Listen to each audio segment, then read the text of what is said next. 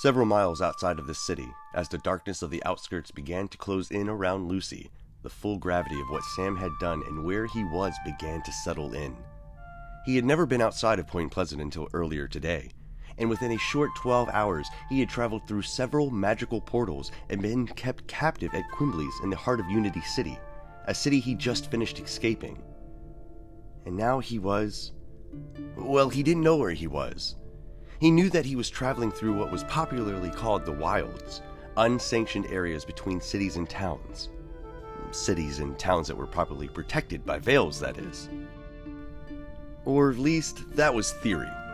Sam wasn't too sold on the idea of veils and sigils and the old casters that created them, not after he saw two supposedly impenetrable veils popped like magical piñatas in the span of several hours. Sam didn't know where he was, but he knew where he was going. Back to Point Pleasant, to find Adam. It was the closest thing to a plan he could come up with while thinking through the cloud of exhaustion that weighed on him. Maybe I'll just pull over to the side here and rest my eyes, Sam said, although without the heater working, he doubted he would be able to comfortably sleep even in his exhausted state. But then, a blinking indicator showed that he was out of gas, which drew his attention and caused him to release an irritated groan. Oh, what the hell? It was a full tank like an hour ago, he sighed. Nonetheless, he pulled over to the side of the road, which began kicking up bits of gravel and making him wince at the thought of dinging Lucy's paint job. Sorry about that, Lucy, he said before being interrupted by more warning lights springing up on his dashboard. Apparently, the issue was his engine. Popping the hood, Sam slid out of the front seat and into the evening air. Something was moving inside of the engine. Quietly opening the back door, Sam unsheathed his bat from his backpack and cautiously approached the front of Lucy, ready to swing. Ah! Screamed Sam, leaping in front of the opened hood. Inside was a very pissed off Dingbell with a 12-inch wrench poised in the exact same position as Sam and his bat. With a crazy, unintelligible war cry, the Dingbell swung its wrench at the dumbfounded Sam, connecting steel with skull, and simultaneously shooting a powerful enough lightning bolt through Sam's head down to his toes that his heart skipped a beat. Stupefied by both the wrench and the electricity coursing through his body, Sam stumbled back and fell onto the gravel butt first. On the bright side, Sam was definitely awake now. It was better than any cup of coffee he had ever had. Son of a! Sam began before the Dingbell jumped onto the ledge of the front truck, teeing up once again to send more bolts flying. As the Dingbell swung, time appeared to slow down for Sam. He saw the lightning bolt leave the tip of the wrench, but then something strange yet familiar happened. Sam saw it multiply into every possible path they could have taken. It was exactly the type of possible pathways he used to see when playing baseball, except 100 times more powerful. Each pathway varied in transparency, the most solid ones being the most likely path the bolt would travel. And, arching just above his head, Sam saw the most solid path. Batter up, Sam thought as he swung. Sam's bat perfectly connected with the bolt, but instead of simply reflecting all of the swing like a baseball would, the bolt somehow multiplied into 20 separate bolts. They traveled backwards through every possible pathway they could have taken and connected once again with the Dingbell's wrench. Even for a lightning beastie, the 20 bolts produced enough electricity to knock the Dingbell out of commission, and it fell back into the engine block with a clatter. Sam hopped back up and cautiously approached the open trunk. Inside he saw the Dingbell, freshly singed but breathing. And then Sam saw a small cot made of used oily rags, and trinkets stored in the bottom halves of broken Coca-Cola bottles. The Dingbell had been living in the engine block. The Dingbell woke up with a start and in a panic positioned itself between Sam and its home. Sam slowly stepped back and put his bat on the gravel. You live in there, don't you? Sam said in softer tones. He knew the Dingbell couldn't speak, and very few cryptids could, but he also knew that the Dingbell could understand his intention. Dingbells were notorious for messing with electronics and other mechanical devices. Even with the veil in place, they wreaked havoc in the Second World War. With the veil shattered and working machinery coming at a premium due to the interference with spirits, Dingbells were regularly hunted. In the past year or two, it had been even reported by Unity City officials that dingbells had been placed on the protected endangered cryptid list. But Sam knew something else. Being somewhat of a mechanical savant himself, he understood that dingbells could also make machinery work in ways that could only be described as magical. Their knack for destroying machines was sourced from the same gift that allowed dingbells to make them work. Taking another glance into the engine block, Sam noticed something that made his heart almost stop for a second time in the past 5 minutes.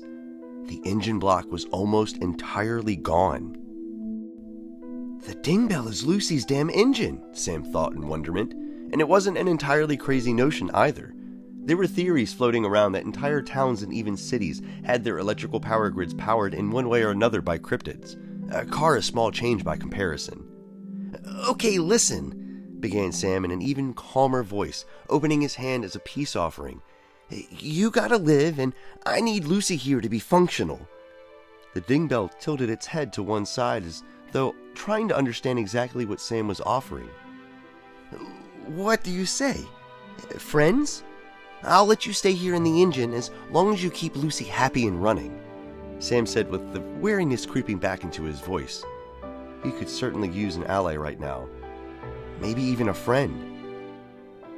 Now, just a foot away from the dingbell, it could have done some serious damage to Sam had it wanted to. Instead, it extended its wrench. "Ha!" Sam chuckled, understanding the universal gesture. "Yes, let's shake on it," Sam said cautiously as he extended his own hand. As flesh touched steel once again, Sam felt that now recognizable warmth grow in his chest. It was accompanied by a brief electrical surge that moved through him, the dingbell, and the body of Lucy. Unseen to Sam, a small symbol, the same symbol that was patched onto his jacket, etched itself into the dingbell's wrench. Completely unintentionally and unbeknownst to Sam, he had formed a contract with his first beastie. There was a moment of awkward silence as the warmth subsided. "So," began Sam while hesitantly eyeing Dingbell, "how exactly do we get started?" Before the hood of the car slammed shut, almost clipping his fingers, Lucy roared back to life. Jumping back into the front seat, Sam closed his door and was met with a blast of warm air. The heater was working, and working well. "Cheeky bastard," Sam said under his breath, almost afraid that Dingbell would understand him. "Look at that, a full tank of gas as well." Just for kicks, Sam tried the radio and had the soft tunes of some unknown classical song wash over him. Sam sat there for a moment, thinking about what his next steps would be. He could drive west, that's for sure, to Point Pleasant to find Adam, and maybe even Rose, but all of that would have to wait. With the warm air and the warmer music, the only thing Sam did that night was sleep on the side of US 50 East. The map of the US had changed with the shattering of the veil. What was now known as the Cryptid Nation was more of a nostalgic puzzle with certain pieces missing and others rearranged. Had Sam left out of Georgetown with Point Pleasant as his destination 10 years ago, the journey would have taken him at most a day. However, with the roads the way they were now, Sam had to diverge all the way north to the outskirts of Columbus, Ohio, before hooking it back down south to Point Pleasant. He parked on the side of the road and leaned up against the passenger side of Lucy. In one hand he held a hot dog covered in relish and mustard, and the other a somewhat updated map of the Cryptid Nation, both of which he bought from the aluminum trailer restaurant that had set up shop not 20 feet from the old highway. Columbus, Ohio had been abandoned nearly 10 years ago, but on the outskirts of the city there were still signs of civilization, little bits of humanity that sprouted just about anywhere like dandelions through concrete. As far as Sam was concerned, restaurants and hot dogs were about as close to civilization as one could get in the wilds.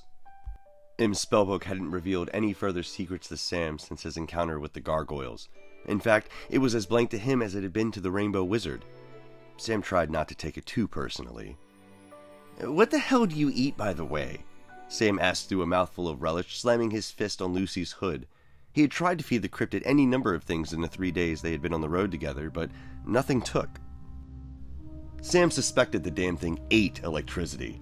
Dingbell responded in kind by turning on the radio to Sam's least favorite frequency, a polka radio station that seemed to persist no matter how far Sam thought he moved away from its source.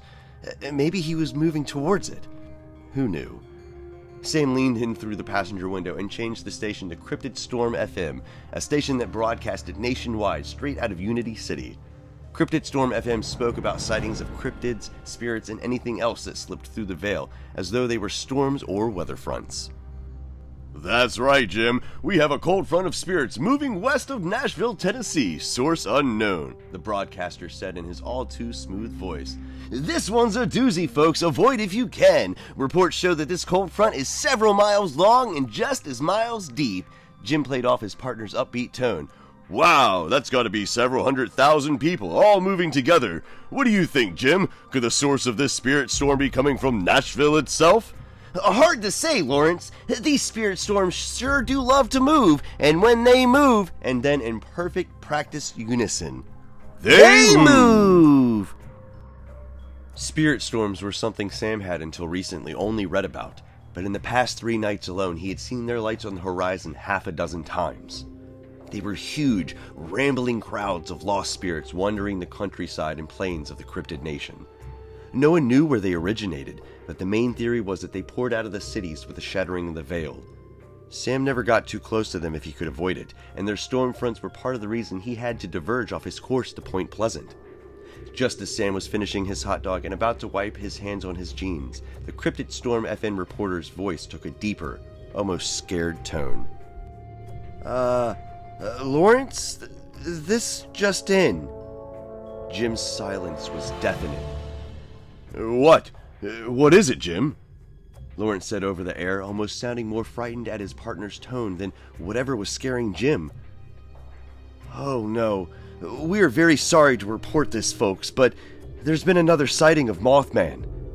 The butt end of the hot dog hit the pavement with a splatter. Folks, as you know, Mothman has been responsible for wiping out 8 different Cryptid Nation cities in the past week, Jim sputtered out reluctantly, almost as though even saying Mothman's name out loud might summon him. A car door slammed shut. Jim! Where, Jim? His voice almost skipping. Mothman has been sighted flying above a castle of all places. A castle in Ohio, Jim said, matching his partner's panicked pace. Lucy roared to life as electricity coursed through her. A castle? That's right, Law! The Loveland Castle! Sam floored the gas pedal and raced towards the west.